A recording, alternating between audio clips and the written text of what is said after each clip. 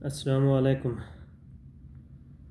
تمام دوست جو ہمارے چینل پر نیو ہیں وہ ہمارے چینل کو سبسکرائب کریں اور بیل آئکن دبائیں تاکہ ہر آنے والی اپڈیٹ اب تک پہنچتی رہے۔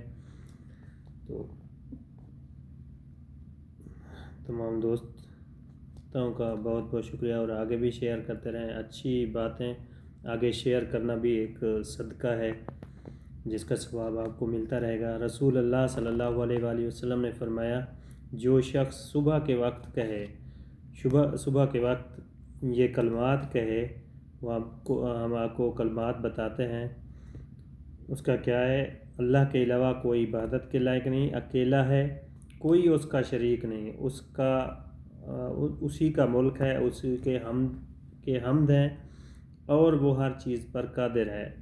اس کو اسماعیل علیہ السلام کی اولاد میں سے ایک گردن آزاد کرنے کا ثواب ملے گا، اور اس کے 10 گناہ معاف کیے جائیں گے اور 10 درجے بلند کیے جائیں گے، اور وہ شام تک شیطان سے حفاظت میں رہے گا۔ اور اگر شام کو یہ کلمات کہے تو صبح تک یہی فضیلت حاصل رہے گی، یعنی کہ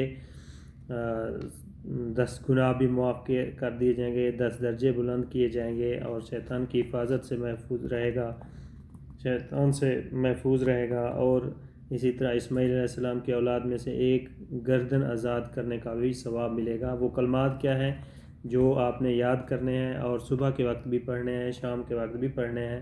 وہ ہے لا الہ الا اللہ وحدہ لا شریک لہ، لہ الملک ولہ الحمد وہو علی کل شیء قدیر۔